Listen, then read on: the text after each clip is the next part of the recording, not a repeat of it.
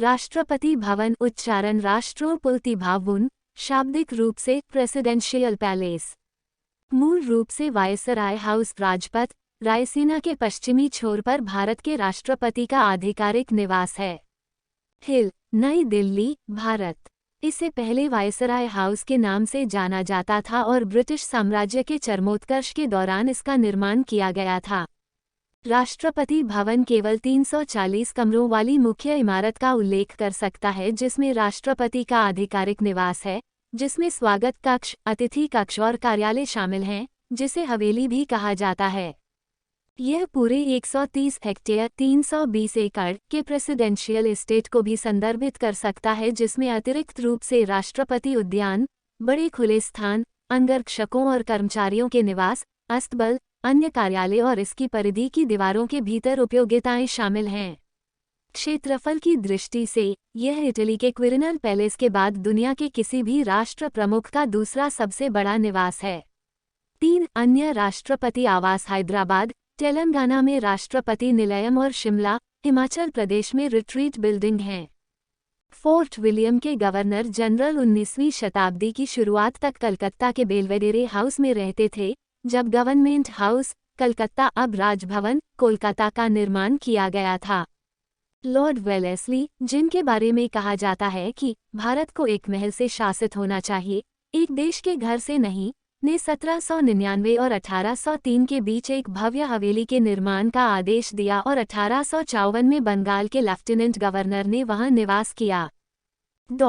British viceroy के लिए नई दिल्ली में निवास बनाने का निर्णय दिसंबर 1911 में दिल्ली दरबार के दौरान यह निर्णय लेने के बाद लिया गया था कि भारत की राजधानी को कलकत्ता से दिल्ली स्थानांतरित किया जाएगा। जब दिल्ली दरबार के बाद पुरानी दिल्ली के दक्षिण छोर से सटे एक नए शहर, नई दिल्ली की योजना विकसित की गई, तो भारत के वायसराय के लिए नए महल को एक विशाल आकार और प्रमुख स्थान दिया गया।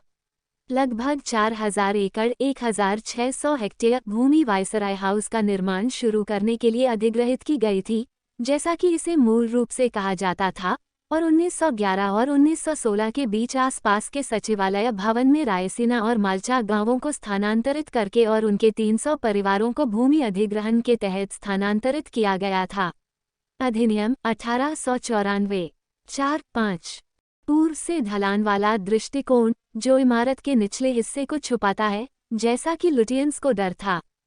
ब्रिटिश वास्तुकार एडविन लैंडसीर लुटियंस, जो शहर नियोजन प्रक्रिया के एक प्रमुख सदस्य थे, को प्राथमिक वास्तुशिल्प जिम्मेदारी दी गई थी। पूरा किया गया गवर्नर जनरल का महल मूल रेखाचित्रों के समान निकला, जो लुटियंस ने 14 जून 1912 को शिमला से हर्बर्ट बेकर को भेजा था।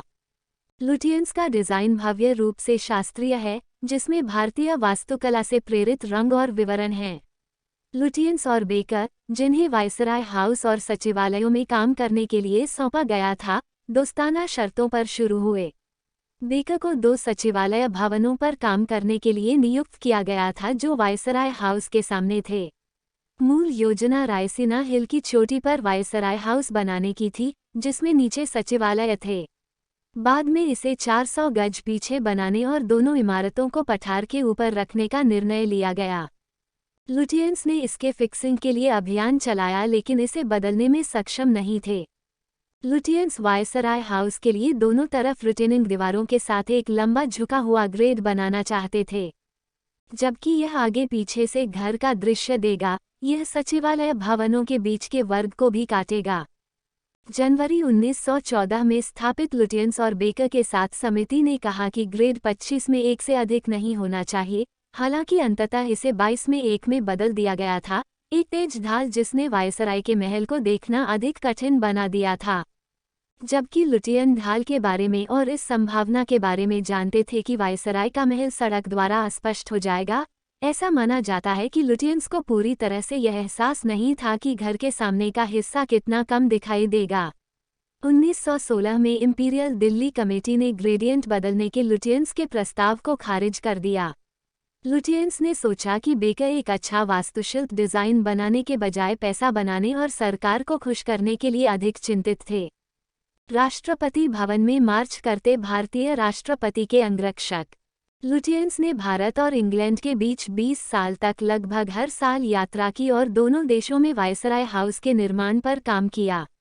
लुटियंस ने बजट प्रतिबंधों के कारण इमारत को 13,000 क्यूबिक फीट 370,000 m3 से घटाकर 8,500,000 क्यूबिक फीट 240,000 m3 कर दिया। बागों को शुरू में विलियम रॉबर्ट मुस्टो द्वारा मुगल शैली में डिज़ाइन और तैयार किया गया था, जो लेडी हॉर्डिंग से प्रभावित थे, जिन्होंने बदले में कॉन्स्टेंस विलियम स्टुअर्ट की किताब में उनके garden of the great Mughals 1913 में प्रेरणा मांगी थी। बाद के वायसराय के तहत और भारतीय स्वतंत्रता के बाद डिज़ाइन में बदलाव और परिवर्तन हुए। 6 स्वतंत्रता के बाद इसका नाम बदलकर गवर्नमेंट हाउस कर दिया गया।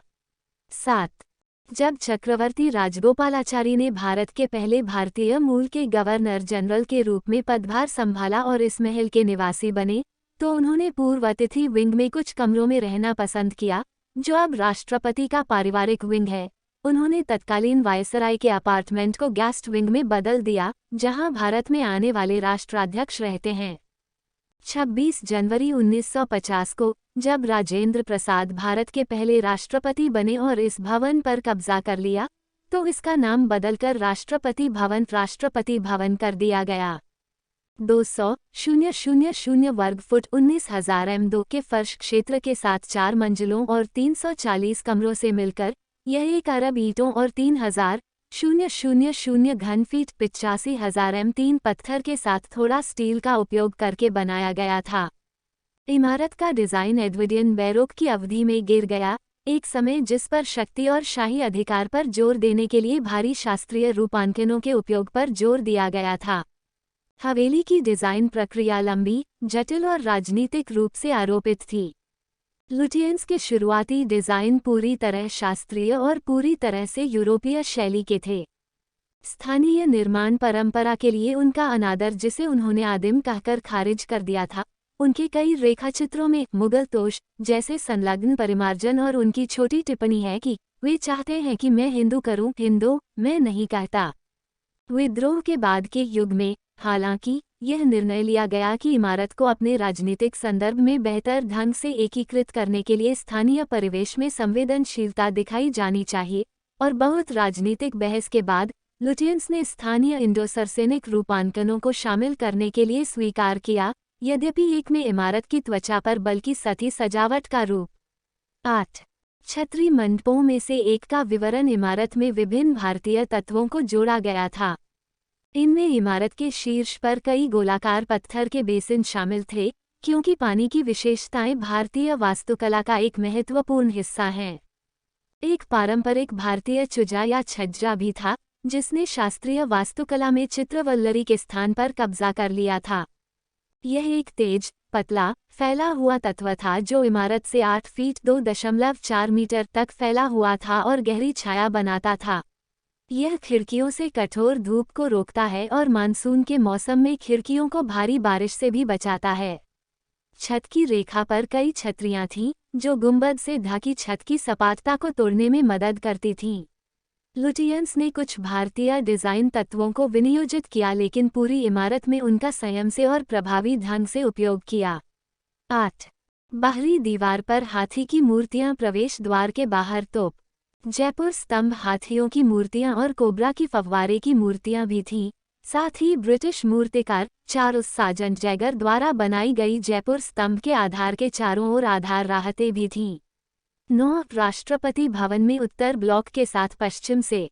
स्तंभ में शीर्ष पर एक विशिष्ट अजीब मुकुट है, कांस्य कमल के खिलने से एक कांच का तारा झरता है। 10 राजस्थानी डिजाइनों से प्रेरित लाल बलुआ पत्थर में छेद वाली स्क्रीनें थीं, जिन्हें जाली या जाली कहा जाता है। 11 महल के सामने पूर्व की ओर दिल्ली ओरा की राजधानियों के साथ 12 असमान रूप से बड़े पैमाने पर स्तंभ हैं। अशोकन विवरण के साथ लुटियंस ने इस इमारत के लिए एक अनियमित आदेश का आविष्कार किया था। 12 राजधानियों में 4 लटकन वाली भारतीय घंटियों के साथ असेंथस के पत्तों का सम्मिलन होता है। घंटियां भारतीय हिंदू और बौद्ध मंदिरों की शैली के समान है। यह विचार कर्नाटक के मूडबिद्री में एक जैन मंदिर से प्रेरित है। उद्धरण वांछित स्तंभ के शीर्ष पर प्रत्येक कोने पर एक घंटी है। जैसा कि एक प्राचीन भारतीय मान्यता है कि घंटियां एक राजवंश के अंत का संकेत देती हैं, यह कहा जाता था कि चूंकि घंटियां मौन थीं, इसलिए भारत में ब्रिटिश शासन समाप्त नहीं होगा। 12 इमारत के सामने के हिस्से में पंखों को छोड़कर खिड़कियां नहीं हैं। जबकि तथाकथित इंडो-सरैसेनिक रिवाइवल आर्किटेक्चर के पिछले ब्रिटिश उदाहरणों में ज़्यादातर मुगल वास्तुकला के तत्वों को अनिवार्य रूप से पश्चिमी शवों पर चित्रित किया गया था, लुटियंस ने बहुत पहले की बौद्ध मौर्य कला से भी आकर्षित किया था। यह देहली आदेश में और मुख्य गुंबद में देखा जा सकता है, जहां नीचे के ड्रम में सांची जैसे शुरुआती बौद्ध स्तूपों के आसपास की रेलिंग की याद दिलाते हुए सजावट की गई है। 13 मुगल और यूरोपीय औपनिवेशिक स्थापत्य तत्वों की उपस्थिति भी है। कुल मिलाकर संरचना अन्य समकालीन ब्रिटिश औपनिवेशिक प्रतीकों से स्पष्ट रूप से भिन्न है, हालांकि अन्य नई दिल्ली इमारतों, जैसे कि सचिवालय भवन, नई दिल्ली, मुख्य रूप से हर्बर्ट बेकर द्वारा लिखित, में समानताएं हैं। लुटियंस ने घर में कई छोटे व्यक्तिगत तत्व जोड़े, जैसे कि बगीचे की दीवारों में एक क्षेत्र और स्टेटरूम पर 2 वेंटिलेटर खिड़कियां जो उनके द्वारा पहने गए चश्मे की तरह दिखती हैं। वाइसरीगल लॉज 1929 तक काफी हद तक पूरा हो गया था और शेष नई दिल्ली के साथ 1931 में आधिकारिक तौर पर उद्घाटन किया गया था। इस इमारत को पूरा होने में 17 साल लगे और 18 साल बाद भारत स्वतंत्र हो गया। 1947 में भारतीय स्वतंत्रता के बाद अब औपचारिक गवर्नर जनरल वहां रहना जारी रखा। 1950 में राष्ट्रपति द्वारा सफल होने पर भारत एक गणतंत्र बन गया और घर का नाम बदलकर राष्ट्रपति भवन कर दिया गया।